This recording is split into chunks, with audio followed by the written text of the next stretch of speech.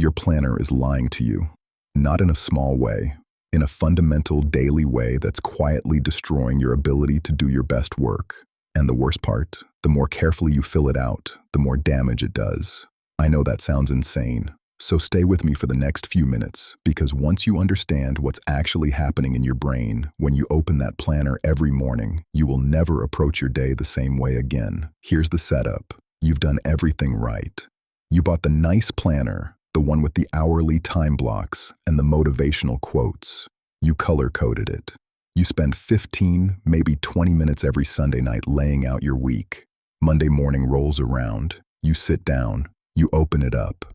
And somehow, by 11 a.m., you're already off track. By 2 p.m., you feel vaguely guilty. By 5 p.m., you've done maybe 3 of the 8 things you planned, and now you're carrying this low-grade anxiety into the evening about everything you didn't finish. Sound familiar? Because if you've ever ended a day feeling more overwhelmed than when it started, despite having a detailed plan, the problem isn't your discipline, it's not your priorities, it's not even your planner, it's your brain's response to the planner. And here's where it gets interesting, because the science of this is something productivity gurus almost never talk about. Let's start with what's actually happening neurologically when you write a detailed to-do list. When you write down a task with a specific time attached to it, your prefrontal cortex, that's the part of your brain responsible for planning, decision-making, and goal pursuit, registers it as a commitment. Fine, right? That's the point. But here's what nobody tells you. Research in cognitive psychology shows that the act of planning activates the same neural reward pathways as actually completing the task. Your brain gets a small hit of dopamine just from writing the thing down. You feel organized, you feel in control, you feel like you've already made progress. But you haven't done anything yet.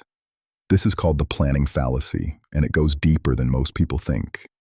Your brain doesn't just reward you for planning. It actually makes you less motivated to execute because the emotional need that was driving you toward the task has already been partially satisfied. You wanted to feel organized. The planner gave you that feeling, so the urgency drops. There's a second mechanism, and this one is even more damaging.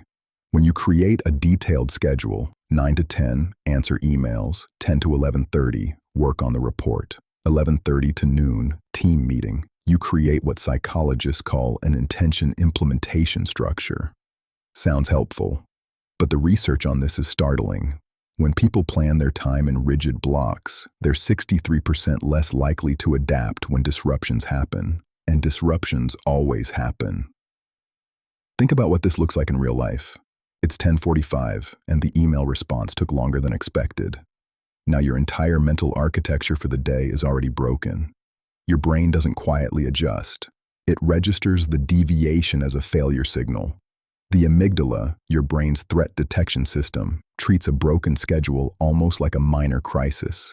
This triggers a low-level stress response, which floods your prefrontal cortex, the same region you need for deep work. With cortisol, your focus narrows, your thinking gets rigid. You either rush through the next task to try to catch up, or you feel deflated and start half-completing things just to get the check mark. Here's the third mechanism, and this is the one that will make everything click. Have you ever noticed that the days you feel most productive aren't always the days with the most structure? Maybe you've had a day where something unexpected came up, you threw the plan out the window, and then looked up at 4 p.m., having done more deep, meaningful work than you'd done all week. That's not an accident. That's your brain operating in what neuroscientists call a flow permissive state.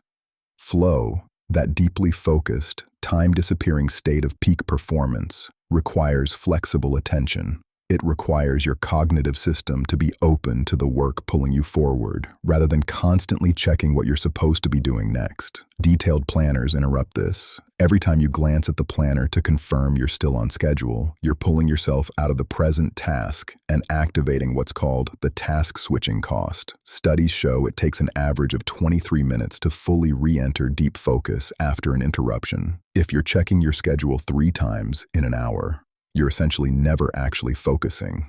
But here's where most people get it wrong, and this is the real psychological layer underneath all the science. The reason we overplan isn't because we're bad at time management.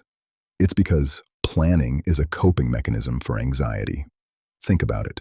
When life feels chaotic, when you have too much to do, when you feel behind, what do? You make a list, you structure things, you create order on paper because you don't feel order internally. The planner isn't really a productivity tool. For most people, it's an anxiety management tool masquerading as a productivity tool, and that distinction matters enormously. Because if you're using your planner to regulate your emotions rather than organize your work, you'll always optimize it for how it makes you feel rather than how it actually helps you perform. You'll write satisfying, completable tasks instead of important, challenging ones. You'll plan for the version of the day where nothing goes wrong, which is never the version of the day you actually get. The highest performers, and there's real research on this from studies of elite athletes, top surgeons, and high-stakes decision makers, don't plan their time in detail. They identify their priorities and then protect the conditions for doing their best work. That's a fundamentally different approach.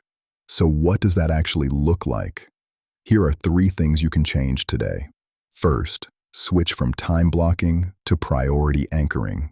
Instead of assigning every task to a specific hour, each morning identify just one non-negotiable task.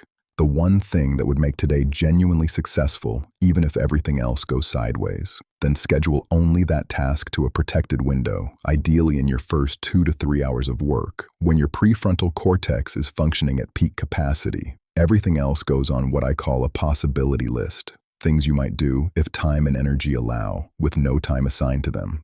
This matters because it removes the failure signal. You can't fall behind on a possibility list. You can only make progress. Second, use what researchers call implementation intentions, but flip the trigger.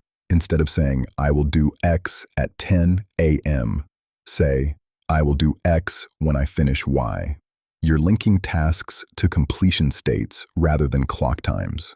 This works because your brain tracks completion naturally. It's called the Zeigarnik effect, the tendency to remember and feel pulled toward unfinished tasks. When you anchor your next action to a completion trigger, you're working with that natural pull instead of fighting it with an external clock. Third, build in a buffer block you actually protect, not a catch-up session. A genuine empty window of about 45 minutes somewhere in your afternoon that has no assigned task. Most people fill this immediately. Don't.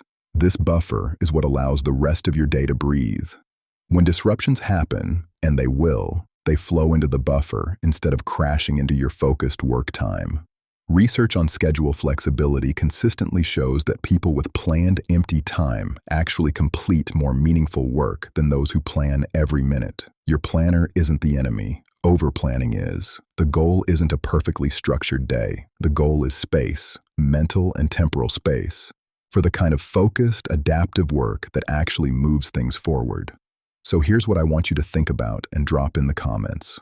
What does your current morning planning routine actually look like? Do you time block everything, or have you found something that works better?